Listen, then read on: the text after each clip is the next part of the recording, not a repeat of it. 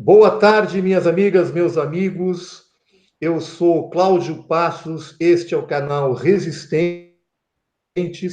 Hoje é dia 10 de maio, são 14 horas e 3 minutos, e nós vamos dar início a mais uma entrevista no nosso canal, tendo como convidado uma pessoa muito querida, muito conhecida do nosso público, que é o Altamiro Borges, o Barão, o Miro do Barão de Tararé. O Miro é jornalista, blogueiro, coordenador do Centro de Estudos da Mídia Alternativa e vai nos dar o prazer aqui de um bate-papo com a gente aqui nos próximos 30, 40 minutos. Quem vai me acompanhar nessa conversa é o Eduardo Moreira, integrante do canal Resistentes. O Eduardo fala do Rio de Janeiro, eu falo da região de Atibaia e o Miro fala de São Paulo, onde ele se encontra nas instalações do Barão de Tararé. Miro, um prazer imenso ter você com a gente, seja muito bem-vindo. Passo para você fazer as nossas primeiras saudações. Não, eu que agradeço o convite, Cláudio, Edu, brigadão pelo convite, parabéns pelo trabalho que vocês estão realizando, um trabalho de resistência, um belo nome, Resistentes, né? E estamos aí, vamos trocar ideia. Legal, legal, Miro. O nosso canal, como a gente conversava antes de entrarmos no ar, ele surgiu há 3 meses e ele soma, junto com outros tantos canais no YouTube, uma trincheira de resistência, se articulando entre os canais, entre coletivos do Brasil e até no exterior. Nós temos contatos na Europa, nos Estados Unidos, e estamos nessa batalha, né? Vamos fazer frente a esse obscurantismo que se abateu sobre todos nós. Edu, suas primeiras saudações, meu querido. Opa, Cláudio, um prazer estar com você aqui, com nossas amigas e amigos internautas e com o Miro, né? O Miro é um ícone da mídia alternativa. O ícone é ótimo. É um ícone, é um ídolo para o pessoal que acompanha a mídia alternativa. O Miro está nessa resistência faz tempo e ele não podia faltar aqui no nosso canal. Seja muito bem-vindo, Miro. Valeu, Edu, gostei do ícone. Muito bom, Miro. Você já faz parte da trincheira da resistência muito antes da gente chegar. Você só vai agora se aproximar um pouco mais da gente. Ô, Miro, eu queria abrir essa nossa conversa. Eu e o Edu trabalhamos aqui uma pauta para conversar com você, né? Legal. E nós gostaríamos de abrir essa conversa ouvindo de você como é que surgiu o Barão de Tararé, como é que surgiu o Centro de Estudos da Mídia Alternativa, em que momento isso aconteceu, qual era a conjuntura. Enfim, conta um pouco essa história para a gente, por favor. Cláudio, é o seguinte, o Barão ele foi fundado dia 14 de maio de 2010, né? Está completando agora 9 anos de vida, né? Ele surgiu no processo da Conferência Nacional de Comunicação de 2009, né? Como gostava de dizer um presidente, pela primeira vez na história desse país, teve uma conferência de comunicação no Brasil, uma Confecom, e essa conferência juntou cerca de 30 mil pessoas no Brasil inteiro, em várias conferências municipais, estaduais, até a final em Brasília, em 2009. E nesse processo, os blogueiros, que era uma coisa que estava nascendo, em 2006 em diante, começavam a pintar os primeiros blogs, os blogueiros acabaram tendo um certo papel, ajudando no processo da conferência, na divulgação da conferência, na mobilização para a conferência. Quando a conferência já estava em curso, esses blogueiros, Azenha, que foi o pai da ideia, Azenha, Rodrigo Viana, Luiz Nassif, Paulo Henrique Amorim, Renato Rovai, Miguel do Rosário, Eduardo Guimarães, Conceição Oliveira, Conceição Lemes, um bando de gente.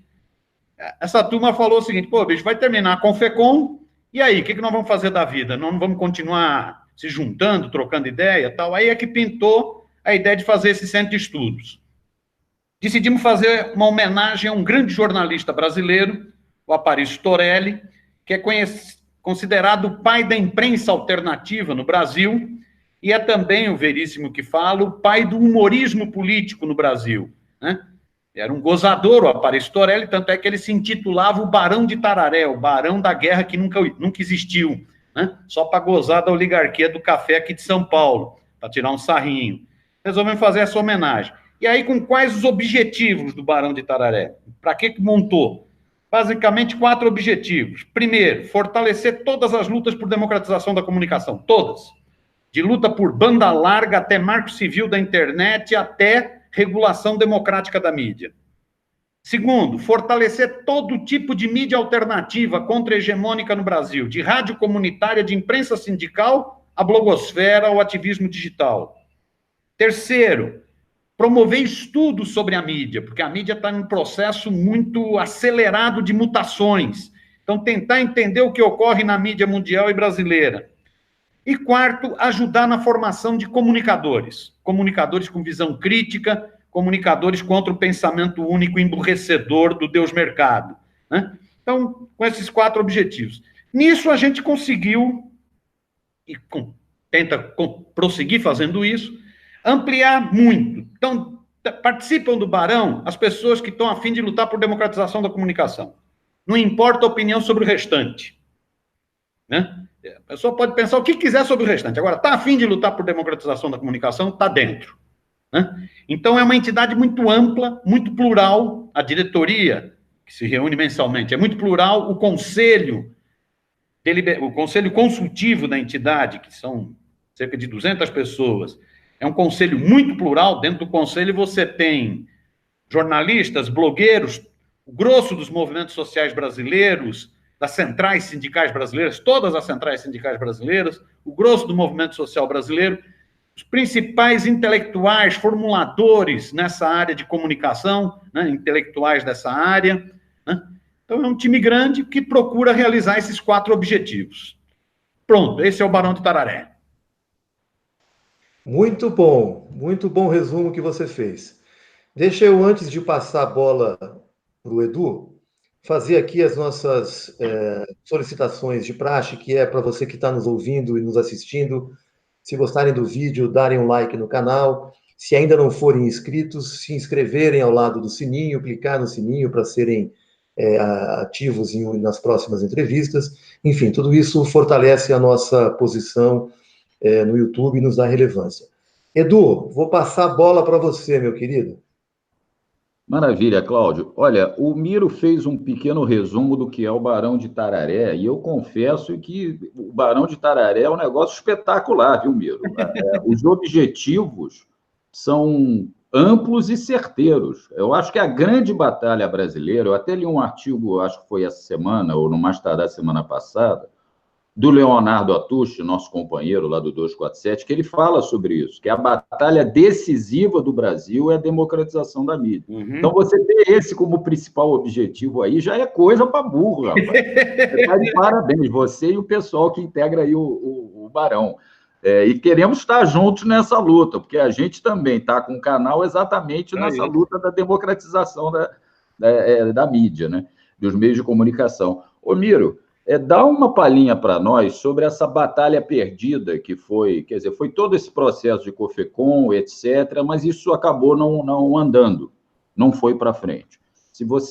Qual a sua visão das razões de não ter ido para frente, essa escolha política, eu acho que foi uma escolha política, mas dá a sua visão, você que estava dentro do processo, e também, se você puder nos dar uma palhinha sobre como resistir agora com essa chegada de novos players de comunicação, de televisão, os Netflix da vida, Amazon e etc., Facebook, como é que você pode nos falar alguma coisa a respeito, por favor, Miro? Então, Edu, o Lula, nessa entrevista ao Florestan Fernandes e à Mônica Bergamo, ele, cutucado sobre qual autocrítica que faria das experiências de governos progressistas no Brasil, o governo dele, o governo da Dilma, ele falou, quem tem que fazer autocrítica é a elite brasileira pelas besteiras que fez e pelo que está produzindo no Brasil, ou melhor, pelo que está destruindo o Brasil. Agora, eu tenho também autocríticas a fazer. E diria que o erro mais grave que eu cometi foi não ter regulamentado a comunicação, não ter democratizado a comunicação no Brasil. Eu achei muito interessante. Ele já vem falando isso há algum tempo. Essa entrevista quebra uma censura que foi imposta pelo partido da Lava Jato, né? E ele volta a insistir nesse tema da democratização da comunicação. Eu acho que isso se deveu a vários fatores, né? Por que nós não avançamos nessa área?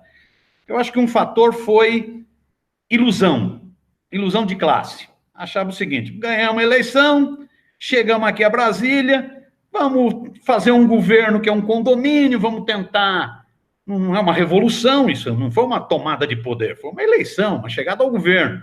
Vamos tentar ir contemplando os vários setores, não vamos comprar briga com determinados setores. O Lula fez isso. Eu diria que ele fez 3 grandes pactos, né, no processo da eleição. 2 foram explícitos e 1 foi meio escondidinho. O explícito foi com os banqueiros, que foi a famosa Carta de Junho, de 2002, não é isso? Onde se dizia claramente que não iam se romper compromissos, né? O explícito foi também com o agronegócios, dada a importância do agronegócios para a balança comercial, e o implícito, meio escondidinho, foi com a imprensa, foi com os barões da mídia. O Palocci, inclusive, confessa isso no livro autobiográfico dele, Cigarras e Formigas, ele diz, né, que a última redação da Carta ao Povo Brasileiro, que eu costumo chamá-la de Carta aos Banqueiros, né, a última redação quem deu foi o filho do Roberto Marinho. Né? Era um pacto montado. A partir de uma avaliação do Lula, que não dava para comprar briga com esses 3 setores. Ele fez uma avaliação. Né? E aí teve, então, esse pacto e teve um misto de ilusão. Se a gente faz esse pacto, essa turma não vem para cima da gente. Foi pura ilusão. Na primeira curva, essa turma veio com ferocidade para matar essa experiência progressista no Brasil. Sempre pegando pelo tema corrupção, ou seja, os sujos, mais sujos do que pau de galinheiro, falando em corrupção, né? Então, pegando pelo tema corrupção, foi o processo do mensalão. Eu acho que tudo começou por ali. A batalha de narrativa na sociedade brasileira começou por ali. Então, foi um erro de cálculo, de que, fazendo um acordo com a mídia não iria atacar. A mídia é escorpião, a mídia tem... Esses barões da mídia, historicamente, sempre se compuseram com a direita, com o fascismo e com o golpe, né? Então, podia ter um acordinho, mas na primeira curva ele era o escorpião, ia morder, ia picar.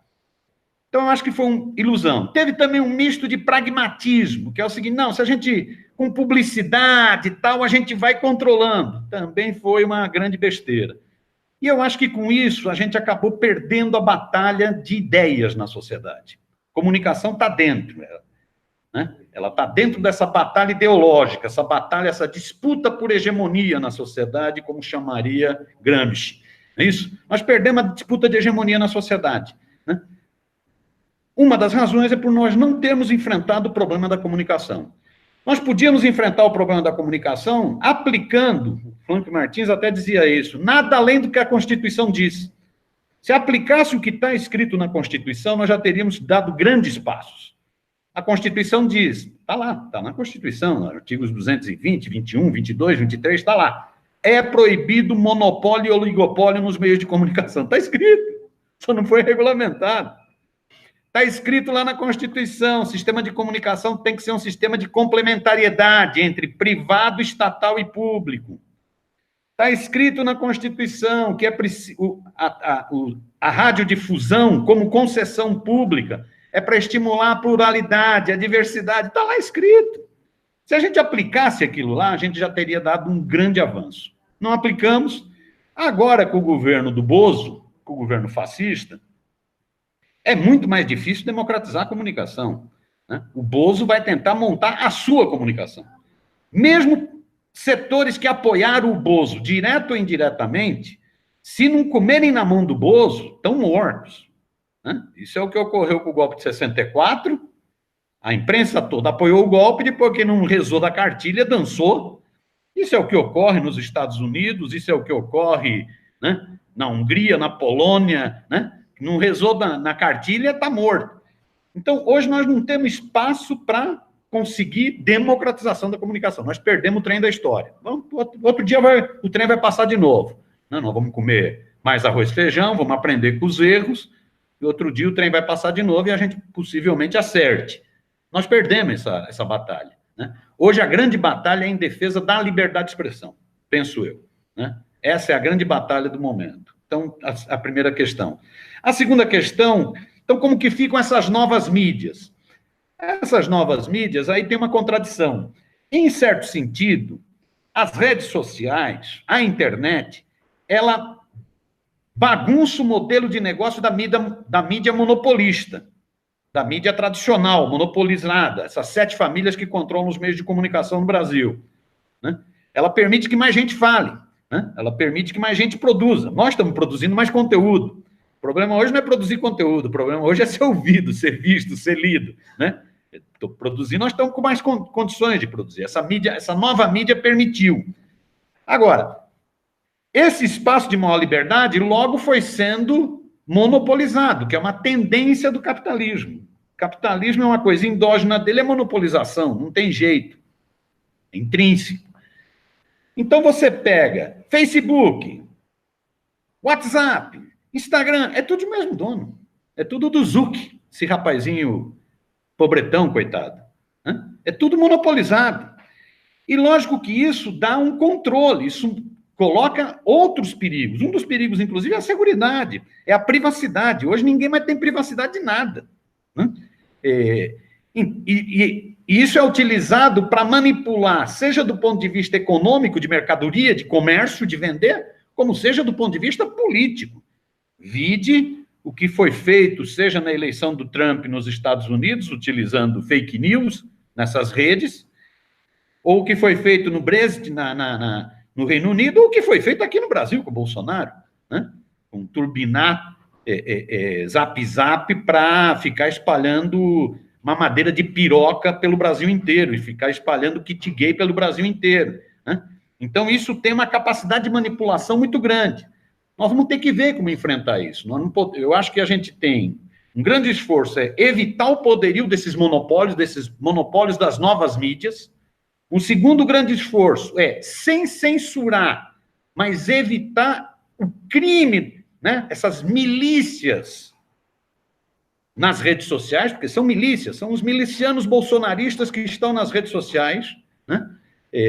Então, como é crime, o sujeito fala uma mentira, tem que ser punido, tá falando uma mentira, né?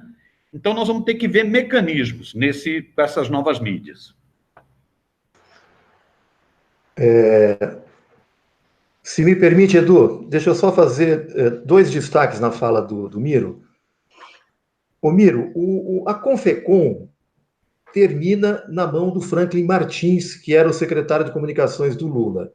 A Dilma assume, coloca o Paulo Bernardo no lugar, e parece que é neste momento que tudo que foi discutido na Confecom vai para a gaveta. Você acredita que houve alguma pressão a mais em cima do governo da Dilma para que isso fosse engavetado e que fazia parte desses dois eixos que você comentou anteriormente, de por debaixo do pano a gente dando uma acomodada? Como é que você viu essa passagem do Franklin Martins para o Paulo Bernardo? Então, Cláudio,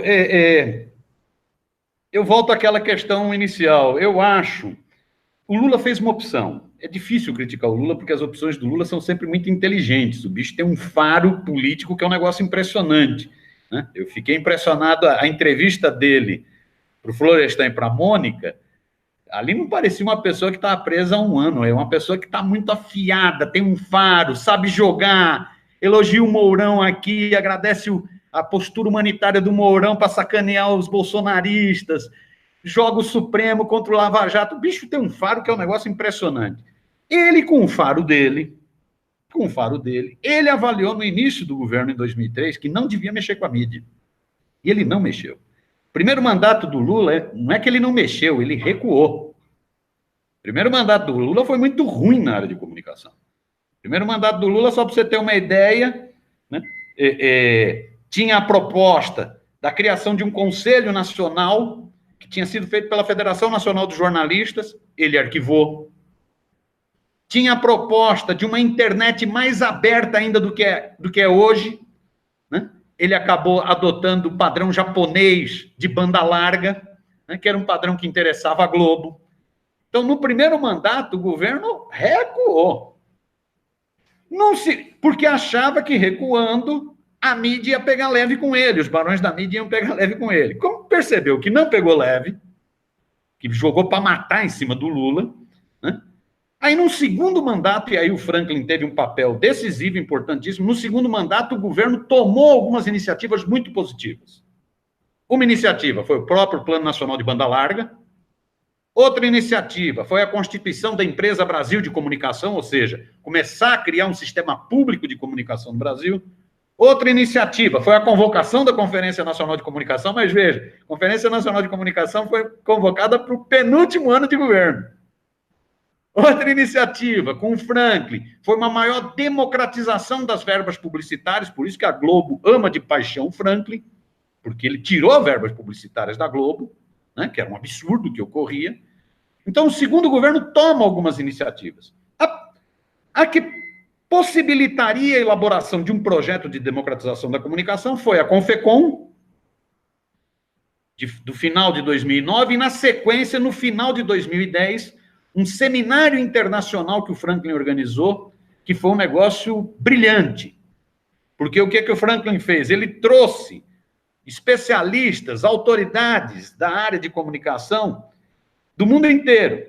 Ele evitou trazer da Venezuela, da Bolívia, tal, porque a mídia ia falar, isso é coisa de bolivariano, isso é coisa de chavista. Não, ele trouxe dos Estados Unidos, do Reino Unido, da Espanha, da Itália, de Portugal. E esses caras chegaram aqui no Brasil, eu participei, tive a alegria de participar desse seminário internacional, esses caras chegaram aqui e falaram, ué, não tem regulação de comunicação no Brasil? Ué, tem nos Estados Unidos, na Europa toda tem. Isso aqui, o que é isso aqui? Isso é uma zona. Não tem. Né? Nos Estados Unidos, por exemplo, tem um órgão de controle da mídia. Né? Tem um órgão de controle da mídia, o FCC. É desde a década de 20. O FCC já cassou outorga de rádio e televisão de mais de 100. No Reino Unido tem um escritório de comunicação, o Ofcom. Todos esses países têm. Tem classificação etária, não pode passar programa policialesco que estimula a selvageria, que sai sangue da TV em horário que criança está assistindo, não pode passar essa porcaria. Um Datena da vida não tem espaço em Portugal, não tem espaço na Espanha. Isso é proibido, não tem espaço nos Estados Unidos. Ou seja, no mundo inteiro tinha regulação. Só nesse país dominado pela Globo, é que não tinha regulação. Então, juntando a Confecom com esse seminário, se elaborou um anteprojeto. Era um anteprojeto muito interessante. Eu tive a chance de ler trechos dele. Era muito interessante. Qual é o problema? Foi para o governo Dilma, porque já foi no final. Foi para o governo Dilma. A Dilma fez talvez a mesma avaliação do Lula. A Dilma avaliou o seguinte, bicho, se o Lula quer o Lula, com toda a liderança dele, não comprou briga com esses caras, eu vou comprar. É a primeira eleição que eu participo na minha vida. Vocês estão achando que eu vou comprar? Isso não foi culpa do Paulo Bernardo, não. Isso foi a Dilma. A Dilma fez uma leitura o seguinte, não dá para bater nessa turma. Tanto é que ela faz coisas que nos deixaram irritados. Ela toma posse, logo na sequência vai na festa de aniversário da Folha. A Folha que tinha dado uma manchete mentirosa sobre a ficha policial da Dilma. Quando a gente viu aquilo, a gente falou, não estou entendendo nada. Que diabo é isso, pô? Aí, logo na sequência, ela vai fazer omelete com a Ana Meba Brega. E foi um péssimo, acho que foi um omelete terrível, jogaram no lixo aquela porcaria. Mas ela vai... Que diabo é isso?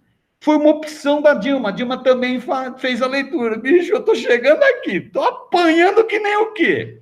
Junta tudo e ainda mais junta machismo contra mim. E vocês estão querendo que eu mexa com a mídia? Deixa a mídia quieta.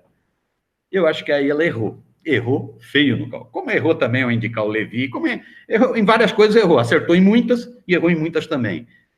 Por isso que não andou o projeto de democratização da comunicação. Eu acho que hoje, a Dilma teve uma postura muito corajosa, muito altiva contra o golpe, né? Não se acovardou em nenhum momento, mostrou a fibra daquela mulher que não se entregou na tortura, né? A Dilma teve um papel muito importante na luta contra o golpe, a Dilma está tendo um papel muito importante na luta pela libertação do presidente Lula, ela tem um papel muito importante. Nessa trajetória, ela mesma já reconheceu que também errou ao não ter enfrentado o debate da comunicação. É a vida, a gente vai aprendendo, todos nós estamos aprendendo, só não erra quem não faz. Exatamente. Exatamente. E ela, acho que, como você disse, já chegou à mesma conclusão que o Lula chegou, né? Primeiro mandato. Edu, passo para você fazer os seus comentários. A próxima pergunta, fica à vontade, querido. Maravilha. Deixa eu agradecer o pessoal que chegou aqui no chat, o Cláudio, o Miro, a Luciana Escobar, nossa querida amiga guerreira, que está sempre junto conosco, as meninas da Iaras e Pagus, a Nani especificamente, mandando uma saudação para o Miro, salve Miro, a Elvira Monteiro, dando boa tarde de Tapetininga. A Luciana Escobar faz um comentário que, concordando com o Miro, a mídia no Brasil sempre foi golpista e contra o povo. Iaras e Pagus comenta: EBC veio muito tarde, era um projeto lindo para começar, mas tardio e insuficiente. As milícias virtuais, a guerrilha virtual e os canalhas antagonistas acusam o PT de querer fazer isso. Aparecido Araújo está por aqui. Eu quero agradecer a presença de todos que estão vendo e que ainda irão ver esse papo delicioso que a gente está tendo com o Miro. Ô, Miro, deixa eu mudar só um pouquinho o rumo da prosa. Vocês aí no Barão de Tararé fizeram um encontro essa semana para debater a cultura, quer dizer, as agressões que a cultura vem sofrendo e o que pode ser feito pela defesa da cultura. Você acha, e voltando para a pergunta anterior, que esses grandes da mídia que estão chegando no Brasil, eu repito, Netflix, Amazon, Google, eles ameaçam a soberania cultural brasileira? Qual é a sua opinião a respeito disso? Edu, eu acho que ameaçam até nesse sentido. Ao não ter nenhuma regulação nessa área, os caras vêm com produção de fora, não respeitam nem as cotas de produção nacional, né? Isso é uma ameaça, né? Se nós ficarmos no mão desses players mundiais, sem nenhuma regulação, né? A própria Constituição brasileira, que diz que a área de comunicação é uma área que tem que ter soberania, vai ser jogada no lixo. Eu acho que é ameaça. Essa atividade de cultura não teve muito a ver com essa ameaça, teve mais a ver com a ameaça fascista que nós estamos vivendo com o governo Bolsonaro. A ideia de fazer essa atividade partiu de uma reunião logo no início do ano da diretoria do Barão, onde, trocando figurinha, todo mundo, uma tempestade de ideias, pintou o seguinte: olha, tem algumas áreas que vão ser alvos do governo Bolsonaro. O governo Bolsonaro, ele se elegeu com base em 3 mentiras que rapidamente vão ser desmoralizadas. Ele se elegeu com base na mentira que era o governo anti-establishment, não é isso? Que era o governo anticorrupção. Essa mentira rapidamente se desmancha porque é um governo que só tem laranja. O próprio partido do Bolsonaro já mudou de nome, é PSL, Partido Só de Laranjas, não é isso? Então, isso só tem laranja, só tem bandido nesse governo, né? Um monte de gente condenada. Então, a conversa mole que enganou tanto boboca, tanto midiota pelo Brasil afora, de que ia combater a corrupção, não se sustenta. A outra base dessa conversa foi a segurança, que apavora os brasileiros, o problema da segurança pública, né? No Rio, por exemplo, apavora os brasileiros, que gerou a eleição desse genocida, desse Witzel, não é isso? Isso é um bandido, né? Fica passeando de helicóptero, se esnobando, né? Se jactando. Então foi a promessa da segurança, mas essa promessa do revolvinho, da arminha na mão, isso não tem consistência nenhuma, porque não se combate violência com esse tipo de coisa. Ao contrário, agora liberando arma é que nós vamos ver mais mortes no Brasil, né? Tem uma briga no trânsito, o nego vai sair atirando, né? E a outra base era crescimento econômico. E a economia está afundando. Ou seja, as 3 bases que garantiram a eleição do Bolsonaro não se sustentam: corrupção, segurança e retomada da economia. Se isso não se sustenta, ele vai ter que se sustentar com base na regressão democrática e na pauta regressiva anticivilizatória de costumes. É aí que ele vai se sustentar. Nesse sentido, nessa reunião da diretoria, a gente falava, tem algumas áreas que são sensíveis. Movimentos sociais, como um todo, vão ser atacados. Vídeo que está ocorrendo com o movimento sindical. Vídeo que está ocorrendo com o movimento do sem terras. Vídeo que está ocorrendo com o movimento do sem teto. Eles estão fechando o cerco para criminalizar. Agora mesmo na liberação das armas, está todo mundo falando da liberação das armas para jornalista, não sei. A liberação das armas para fazendeiro. para ruralista, é para matar. Então, essa era uma área sensível. Outra área sensível que a gente já falava no início do ano vai ser educação. Eles vão ter que fechar o cerco na educação. Porque essa visão fascistoide, olavete, é só ler o Olavo de Carvalho se é que alguém tem paciência. Eu tenho paciência para ler esse porra já há algum tempo. Né? Eu aprendi essa linguagem, eu aprendi com ele gosta de usar palavrão. Ele tem uma obsessão pelo ânus. Eles iriam para a área, eles iriam para cima da educação, porque eles acham que a educação é a porta de entrada do marxismo ocidental no Brasil. Então, eles iriam para cima. Era só ler o que o cara escrevia. E uma outra área muito sensível seria a cultura. Eles não toleram essa turma de cultura. E essa turma de cultura teve um papel muito ativo na luta contra o impeachment. Essa turma de cultura teve um papel muito ativo no movimento do Ele Não, um negócio belíssimo. Essa turma de cultura, historicamente, tem visão mais crítica. Essa turma de cultura, inclusive, está em várias áreas. Veja as contradições da Globo. A Globo apoia o governo Bolsonaro na pauta econômica, ultraliberal. Reforma da Previdência, privatizações, ela apoia. Mas na pauta de costumes, ela não apoia. Na pauta comportamental, ela não apoia, porque a teledramaturgia da Globo tem muita coisa boa. Né? A teledramaturgia da Globo é a escola do Oduvaldo Viana Filho, a escola do Dias Gomes, é uma escola. Né? Então, essa turma de cultura, eles iriam para cima. Por isso que nós promovemos esse debate. Que até foi muito legal o debate na terça-feira, porque de um debate acabou virando quase uma assembleia. Porque aí as contribuições, seja da Café, da cineasta, seja de Prieto, ator, seja do Mamberti, né? Foram belíssimas. O Mamberti é um xodó, é um dengue, é um carinho em pessoa. Né?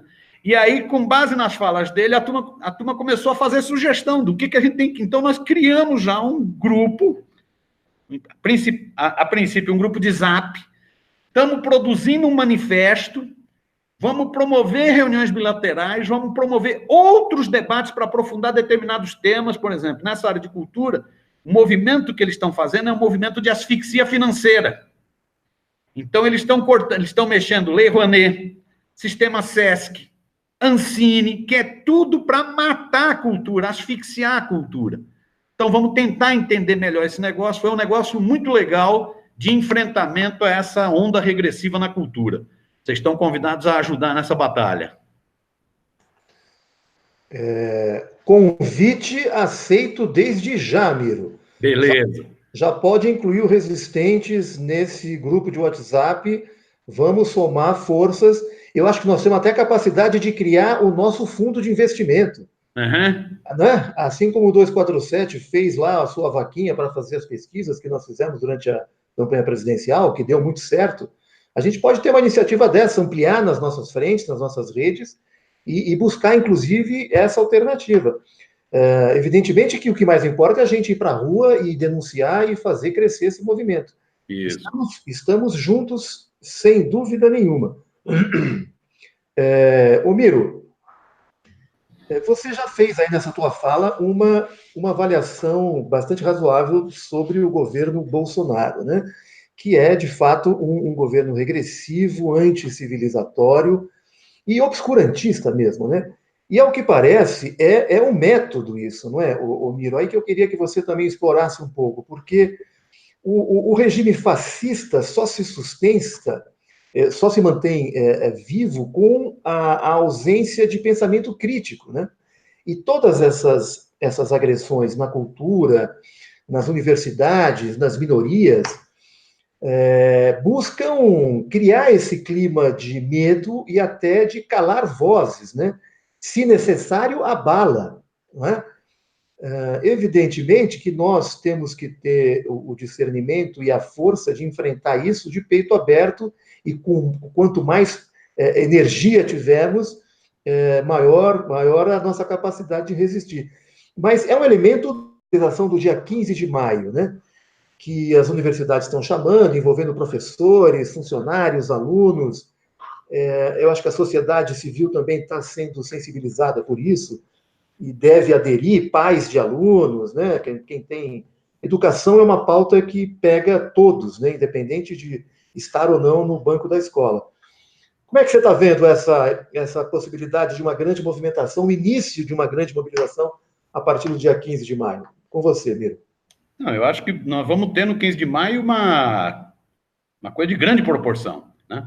Ela já vinha sendo construída pelas entidades da área de educação, CNTE, CONTE, pelas entidades de estudantes, UNE, UBS, pela Associação Nacional dos Pós-Graduandos, a NPJ. Então, já vinha sendo um movimento muito bonito, unitário, né? E agora, qual é a história? Esse governo ele tem essa capacidade, ele consegue juntar todo mundo contra, né? Veja o ministro do Meio Ambiente, esse devastador de florestas, né? Esse Ricardo Salles, esse menino que era do Indireita Brasil, né? E que agora é ministro da Destruição Ambiental, né? Ele conseguiu juntar os 8 ministros do meio ambiente contra ele ontem. O ministro da Educação, esse rentista, o Abraham, né? Esse que fala coisas brilhantes como incitar com S, CAFTA, o cara é um gênio. Ontem ele falou, ele pegou lá uns chocolatinhos e falou 30% de 100, pegou 3. Aí a turma falou, ô bicho, acorda, amigo, é ruim demais. Esse cara conseguiu fazer explodir uma onda de protestos, rapidinho, no Brasil inteiro em função desse corte de verbas, né? Então, eu acho que tudo isso trabalha para um dia 15, se já vinha sendo construído de forma unitária, muito positiva, agora ganhou outra dimensão. Dia 15 vai ser uma grande mobilização nacional. Esse Abraham que se cuide, porque talvez ele tenha que ir para um restaurante árabe aprender a diferença entre CAFTA e Kafka. Ele pode levar um pé no traseiro, né? Porque promete ser um movimento grande. E o mais importante é que esse movimento ele vai também alavancar a greve geral que já está convocada pelas centrais sindicais para 14 de junho. Ou seja, eu acho que vai se criando uma mobilização. Depois de um primeiro momento, você sofreu uma derrota eleitoral, está meio ainda impactado, não sabe direito o que vai ser esse diabo desse governo, né? O diabo do governo do capetão, ninguém sabe direito o que vai ser. Agora as coisas vão ficando mais precisas, as mobilizações vão aumentar. Então, eu acho que dia 15 é grande e dia 14 pode ser uma bela greve geral contra a reforma da Previdência. Se essa reforma, entre aspas, né, uma deforma da Previdência, se essa deforma da Previdência dançar, aí o Bolsonaro dançou. Aí a tendência é virar um pato manco daqui até o final do mandato, ou até pode cair, né? Porque Bolsonaro ele é um laranja do capital financeiro. O capital financeiro bancou o Bolsonaro para fazer a reforma da Previdência. Se a reforma da Previdência dançar, ele perdeu serventia, ele vira bagaço. Então, ele já está sofrendo desgaste com os milicos, na guerra entre milico e olavetes. Ele passa a sofrer desgaste também com o capital financeiro, com o Deus Mercado, que a turma chama de elite empresarial e eu prefiro chamar de cloaca burguesa, né? Aí ele vai ter muita dificuldade. Eu acho que está crescendo um movimento rapidamente contra esse governo.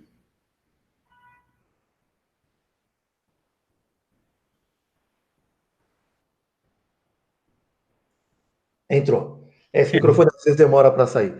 Ô, Miro, só corrigindo, só esclarecendo para mim e para o público, talvez, as datas. Eu tenho informação de 15 de maio, que é dos estudantes, ampliando para...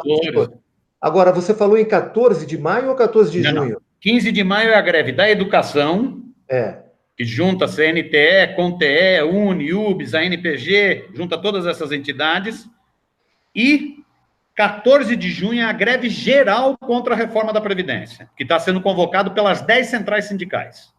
Ok. Não, 14 de junho, tá. Então era só registrar essa data. Edu, vou passar a bola para você dar continuidade nessas observações do Miro, por favor. Maravilha, Cláudio. Eu quero saudar aqui a chegada do Saulo Paixão, nosso amigo, que teve um papo aqui no canal muito gostoso no domingo passado. e o Ministério da Laranja. E saudando aqui o pessoal de Joinville, que o nome do nosso amigo aqui é Ministério da Laranja. Pode ser da goiabeira também. A goiabeira também pode ser. Ô, Miro, tem uns assuntos ainda que a gente gostaria de ouvir a sua opinião. Eu queria continuar um pouco nessas brigas internas do governo, talvez antes de chegarmos na penúltima do Bolsonaro hoje, né, de manhã, porque ele está... Quando se refere ao Bolsonaro, eu sempre prefiro falar em que ele é penúltima, porque sempre tem uma barbaridade que está por vir, né? Nessas brigas internas, eu ouvi um vídeo, nós ouvimos, o Cláudio viu também, eu acho que a grande parte do público viu um vídeo do grande jornalista Luiz Nassif, essa semana, em que ele fala que o golpe está em andamento. Esse decreto de armas do Bolsonaro, dentre outras coisas, dentre os ruralistas, os proprietários rurais e tal, visa armar as milícias que podem se transformar num futuro sombrio, muito sombrio, num exército particular para os Bolsonaro, né? Como o Hitler formou com as suas SS. As pessoas que estão ouvindo podem achar um exagero na comparação, mas tudo começa pelo começo, se ele encontrar espaço de crescimento. Eu queria uma análise tua a respeito dessa fala do Nassif, desse vídeo do Nassif, juntando com o decreto do armamento, se você tem essa opinião, a sua opinião é parecida com a do Nassif. Então, Edu, eu acho que nós vamos ter que sondar mais. Nós temos várias possibilidades. Uma possibilidade é isso, é o governo Bolsonaro desmoralizado naquelas 3 coisas que criaram expectativa na população, adotar um comportamento cada vez mais autoritário, né?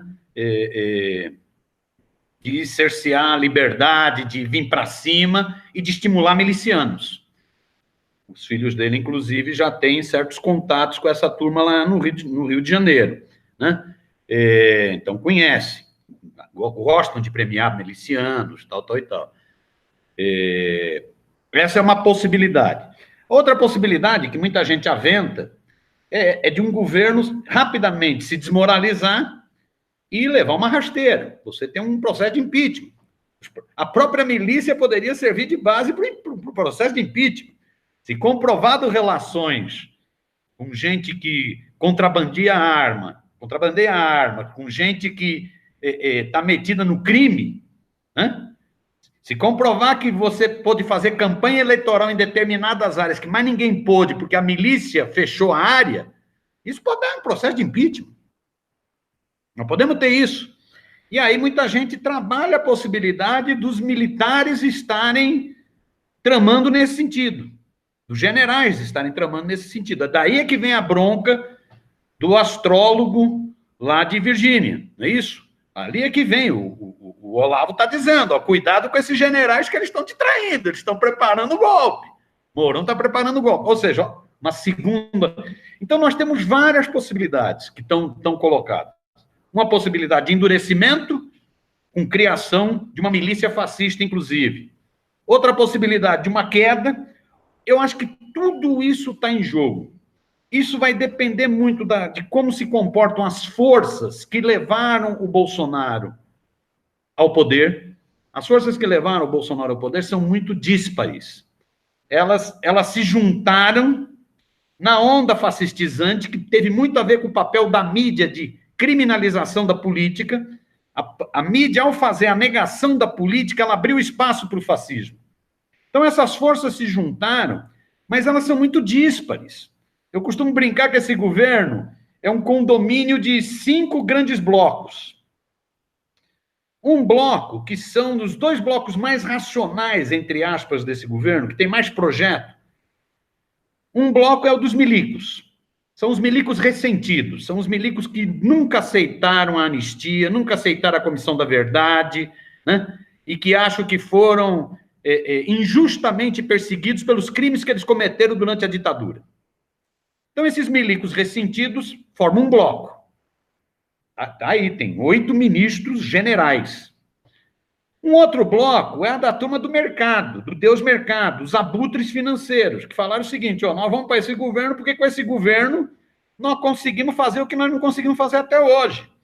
que é uma reforma da Previdência que significa acabar com a aposentadoria, que significa dar dinheiro para banqueiros via capitalização, que é privatizar tudo, bababá, bababá, bababá. Esses abutres financeiros, que é o Paulo Guedes, não é isso? Que é irmã do Guedes, que tem muitos interesses na área de educação, né? Esse plano do governo de retirar dinheiro da educação é para favorecer o ensino privado, cuja irmã do Guedes é uma das chefonas. Então, essa turma de abutres é o outro bloco.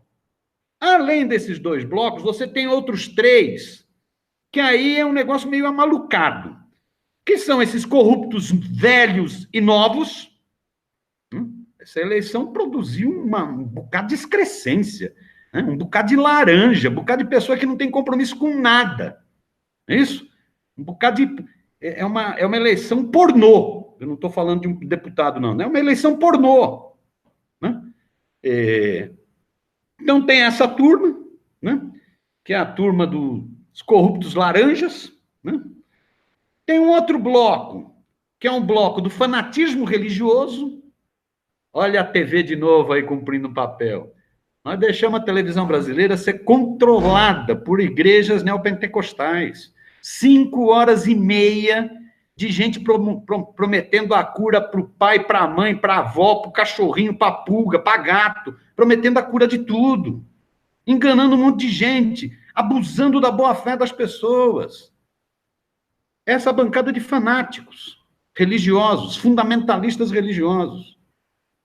E você tem uma quinta turma, que é a turma dos milicianos fascistas mesmo, que é essa turma Olavete, né? Que é esse chanceler que é um Olavete, que é esse novo ministro, o antigo era incompetente Olavete, esse é um Olavete competente para o lado deles, mas é um Olavete, que é o Olavete do pé da goiabeira, né?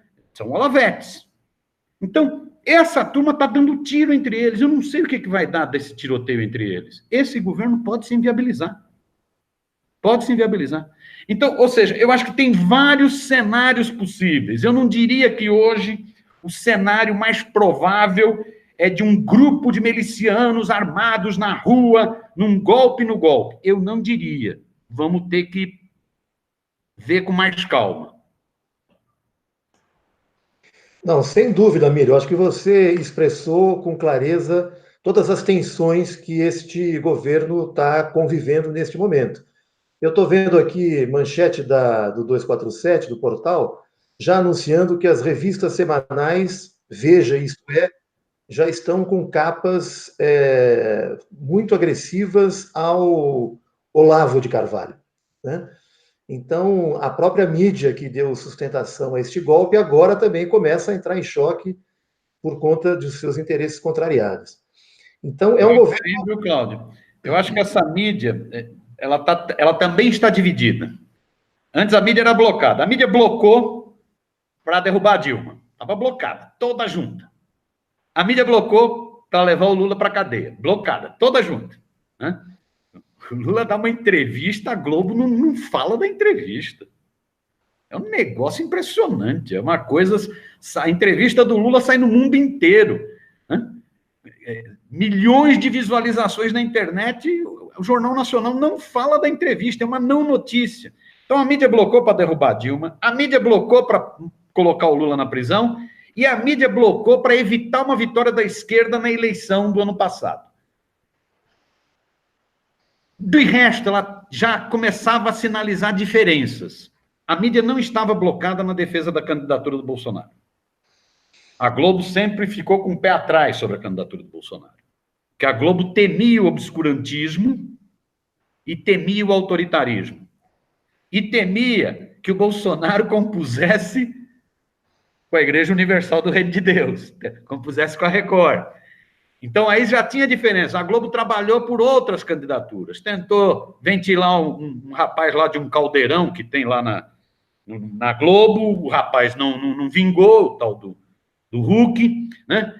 Tentou outros, tentou o Alckmin, não deu certo, mas ela não apoiou abertamente, ela criou o clima para o Bolsonaro ganhar, mas não apoiou abertamente, diretamente. Agora, a mídia essa divisão na mídia, no meu entender, aumentou. Hoje nós podemos dizer, na minha opinião, que a mídia tem um ponto de acordo, é a pauta ultraliberal na economia. Aí toda ela está de acordo. De Luciana Gimenez, a Ratinho, a William Bonner, está todo mundo de acordo com a pauta da reforma da Previdência, por exemplo. E alguns, inclusive, agora vão ganhar dinheiro de merchandising. Uma graninha extra. Né? Mas ela está dividida, seja na análise da pauta de costumes, aí ela está dividida, seja na análise do risco do autoritarismo político, aí ela está dividida. Né? Aí você tem Globo de um lado, Record, SBT, Band, Rede TV do outro. Olha aí, dividiu, rachou. Né?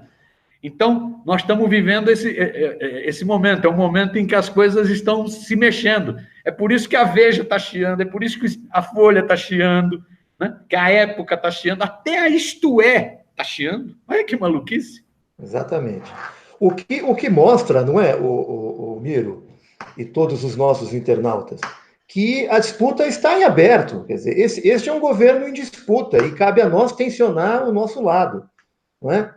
Agora, não vamos subestimar a capacidade deste governo, né?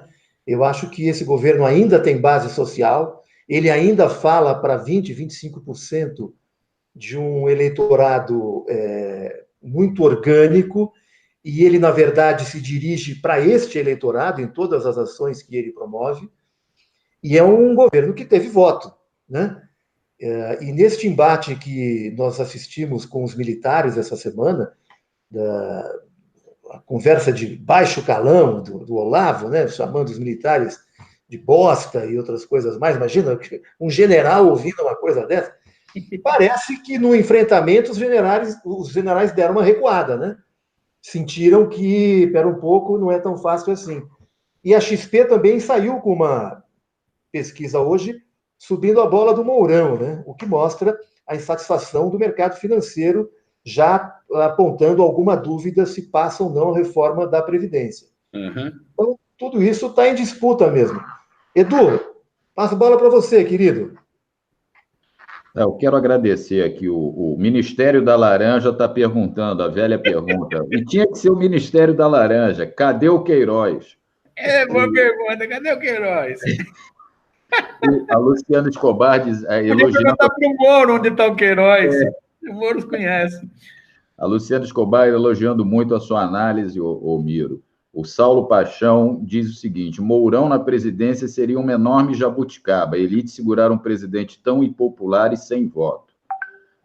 O Ministério da Laranja volta aqui falando da mídia, fazendo marketing a favor da reforma da Previdência, e o Saulo, que a Globo é a negação do jornalismo. E aumenta a sua falta de credibilidade diante das mídias digitais, como você colocou. O Miro, e o tsunami da semana que vem? Essa que foi a que eu me referi, a penúltima do nosso presidente. Do que se trata? O que você acha do que se trata isso, hein? Qual que é essa? Qual que é mesmo? Ele falou hoje de manhã, ele anunciou hoje de manhã que na semana que vem sofreremos uma tsunami. E ponto. Ele estava falando de problemas do governo e disse que semana que vem teremos uma tsunami. Aí começam as especulações. Eu não sei se é uma forma diversionista dele, ou botar medo na população para não ir na rua. Eu não sei o que é, mas queria ouvir a tua opinião. Antes o Cláudio quer dar uma palhinha ali. Não, a minha palhinha vai nessa direção que você colocou por último, Edu. Ao que parece, ele já está percebendo, via GSI e os órgãos de informação que ele dispõe, que teremos, de fato, uma grande mobilização no país inteiro semana que vem. E isso talvez seja uma contranarrativa para intimidar, enfim, mas embora o valor econômico hoje tenha anunciado uma PEC que está prontinha para ir para o ar, para ir para o Congresso, desvinculando todas as verbas de saúde, educação, tanto a nível federal, estadual e municipal, ou seja, é uma tragédia, se a gente for observar, maior do que a reforma da Previdência. Porque os municípios que vinculavam 25% com educação, agora não vão ter mais nenhum compromisso. Ou seja, é um total absurdo isso que a gente está assistindo. Até me parece que isso pode ser aquele tal bode na sala, né? que você coloca para depois tirar. Mas, enfim, o tsunami, Miro, eu acho que passa um pouco por isso. O que você acha? Talvez ele vá anunciar que a Terra é plana. Eu estou chegando, talvez ele vá anunciar que a Terra de fato é plana, ele comprovou, ele foi até a beirada. Eu acho que tem a ver com tudo. Ele é um sujeito perigoso, né? Ele tem aquela cara de maluco, mas ele é espertinho, né? Então, você vê, mesmo com todos esses factoides, com todas essas fakes, né? Ele vai se colocando, ele está sintonizado. Então, ele está sabendo que a semana que vem vai ser uma semana de grande mobilização social, né? Ele está sabendo que a semana que vem ele perde mais uns pontinhos em pesquisas. Na economia, as notícias são muito preocupantes. Esse contingenciamento que foi feito na educação talvez tenha que ser esticado para outras áreas. Né? Já, vários economistas têm levantado, com a queda da expectativa de crescimento do PIB, com a redução de arrecadação, o governo vai ter que promover corte em outras áreas. Então, a gente está falando no corte nas universidades, mas teve corte também nas Forças Armadas. Então, pode ser isso também. Então, agora, a loucura dele tem método e ele vai conseguindo implementar um projeto, né? Ele vai conseguindo. Nós estamos tendo regressões em todas as áreas. Nós estamos tendo. A soberania do país está indo para as cucuias. Todo o processo de integração, né, que o Brasil tinha construído, que já vinha de muito tempo, mas que ganharam uma grande alavancagem, com Lula, com o ministro Celso Amorim, com o embaixador Samuel Pinheiro Guimarães, né, integração latino-americana, construção dos BRICS, todo aquele processo está sendo desmontado por esse chanceler bajulador do Trump. Eu ia usar outro termo sobre ele e o Trump, mas optei por ficar quietinho. Talvez ele esteja assistindo. Então, a soberania está indo para as cucuias. O desmonte das estatais brasileiras é um negócio impressionante. Eles estão pondo o pé no acelerador do desmonte das estatais brasileiras. O desmonte do sistema de proteção social, do colchão social, é muito acelerado. A gente se deu pouca atenção, mas os caras acabaram com uma política de valorização do salário mínimo. Acabaram com uma política de valorização. A regressão democrática é cotidiana. Semana passada, por decreto, eles acabaram com todos os conselhos de participação social no Brasil. Ou seja, então é um governo, na área de costumes, nós tivemos aqui um debate no Barão com lideranças da Confederação Nacional dos Trabalhadores na Educação, com o presidente da Confederação Nacional dos Trabalhadores no Ensino Privado, com a presidenta da União Nacional dos Estudantes, onde eles dão relatos do que está ocorrendo nas escolas. Nós estamos vivendo uma onda obscurantista nas escolas, com gente filmando. Então, nessa maluquice toda, nessa guerra entre olavetes e milicos, com a Damares subindo no pé da goiabeira, com o ministro da Educação não sabendo se come um Kafta ou um Kafka, né? Com tudo isso, eles vão aplicando um plano. Então, é uma loucura com certo método, eles vão aplicando um plano. Por isso que é fundamental a resistência. Por isso que é fundamental, no meu entender, esse momento exige, acima de tudo, na merreca da minha opinião, esse momento exige, acima de tudo, muita capacidade de luta e muita capacidade de unidade. Até porque, do lado deles, começam a haver muitas fraturas, muita gente que estava lá começa já a querer sair, então você tem que ter uma capacidade grande de ampliar para poder derrotar. Minha opinião. Não tenha dúvida, Miro, nós compartilhamos dessa tua visão. E é bom a gente observar que a pauta da educação é uma pauta muito convergente, né? Que vai atrair setores vários da sociedade. Se você pega aí a situação econômica, que também vem causando desemprego, vem causando baixíssimos salários, quer dizer, a onda crescente de insatisfação com esse governo é notória. E o que precisa é a gente poder unir essa insatisfação num painel que possa construir uma força de resistência, assim, bem rígida e com capacidade de enfrentamento. Porque a gente ainda tem muitas dispersões, né, Miro? Porque como é um governo que ataca para todos os lados, você sai correndo atrás de todos esses ataques e fica um pouco difícil você poder juntar todos esses retalhos no único painel para poder enfrentar. Mas a visão que parece que é consenso já em muita gente na trincheira da resistência é que esse momento começa a se construir a partir da semana que vem, juntando essas insatisfações para começar uma mobilização que pode ter um movimento ascendente com capacidade de enfrentamento. Bom, nós estamos caminhando, queridos internautas, querido entrevistado, querido companheiro Edu, já para 1 hora de live. Eu vou fazer uma última rodada para a gente se despedir do nosso público, agradecer a presença de todos que nos acompanharam até aqui, pedir mais uma vez um like nessa conversa aqui. A meu juízo, foi uma conversa deliciosa. O Miro deu uma aula para a gente sobre comunicação, sobre resistência. Temos o Miro agora também como um parceiro nosso aqui do canal Resistência. Há tempo que eu estava querendo conversar com você, Miro. Foi muito bom a gente poder chegar nesse momento.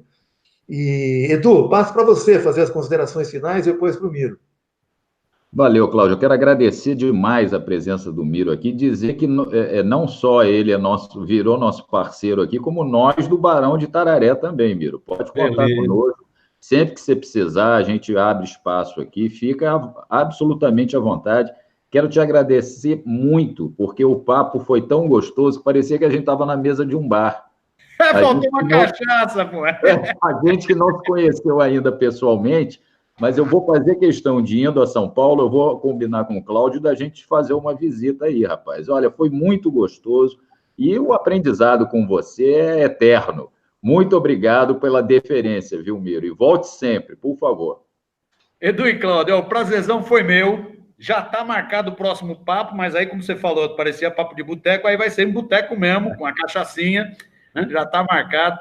Vou já ver de acioná-los no grupo da cultura e queria dar os parabéns pelo trabalho que vocês realizam. Nós estamos precisando cada vez mais de gente na resistência, cada vez mais de gente na luta. Parabéns pelo trabalho de vocês.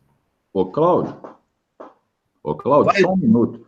Eu queria aproveitar a oportunidade, só para terminar aqui com o pessoal que chegou aqui, ó, a Luciana Escobar dizendo, né, um dado importante, o desgoverno não tem orçamento.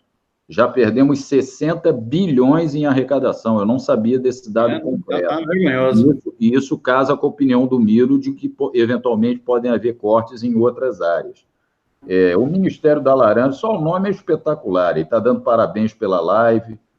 Ele deu uma outra opinião aqui. Não, foi o tal do Mr. Mega Caquinho. Tsunami de asneiras do Bozo é o que teremos semana que vem. E eu quero só aproveitar para fazer um chamado ao público que... Logo, às 16 horas, o canal Resistente terá a honra e o prazer de entrevistar o Sacha Band, nosso amigo militante das antigas e que permanece na luta. Miro, mais uma vez, muito obrigado. Eu que agradeço.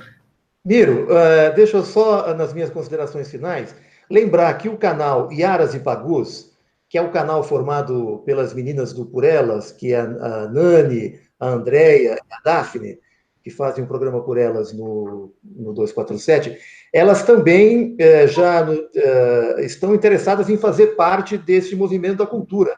Não sei se já entraram em contato com você, mas conversaram conosco quando souberam que nós iríamos falar com você, nós até fizemos a ponte, mas, enfim, deixo aqui de público essa iniciativa delas de poder também integrar essa rede da cultura. Iaras e Pagus é o canal dela. Tá, se você pudesse depois mandar os telefones, a gente já incluía no grupo para elas irem opinando. Legal, faremos isso sim, senão elas próprias farão, porque eu já até, inclusive, passei o seu contato para elas, tá? Ô, Miro, eu vou encerrar aqui agradecendo muito essa sua participação, foi muito gostoso, um papo muito enriquecedor, e vou dizer mais, eu estou vizinho do Barão. Eu trabalho ali na esquina da Doutor Vila Nova com a Maria Antônia. Eu vou a pé até a Freitas e nós vamos tomar uma cachaça juntos muito em breve. Eu espero que o Edu venha muito rapidamente a São Paulo, porque semana que vem eu já tenho um encontro marcado. Queria até anunciar aqui, dia 17 de maio, o Barão vai promover um debate o dia inteiro sobre reforma da Previdência. Acho que o Miro pode falar um pouco sobre isso, né, Miro? Não, vai ser... Já vou separar a cachaçinha mineira de primeira para você, Cláudia. É só passar aqui e tomamos juntos. Nós vamos fazer dia 17, o dia todo, um debate sobre o golpe da Previdência e a batalha da comunicação. Então, na parte da manhã, vai ser mais para entender, principalmente, essa proposta de capitalização, essa do Guedes, né, que tem como base a experiência desastrosa no Chile, né?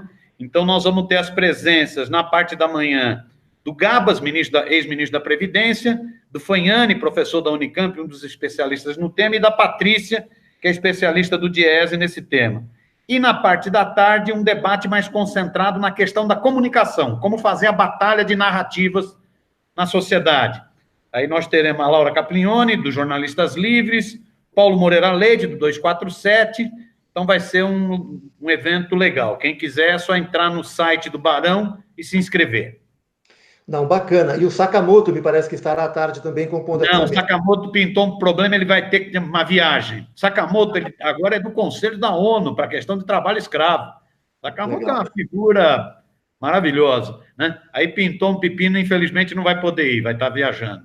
Ah, que pena. E eu já quero anunciar que o canal Resistente se fará presente com a minha participação. Estarei aí já desde o período da manhã. E pode separar essa cachaçinha mineira que nós vamos tomar juntos, sim.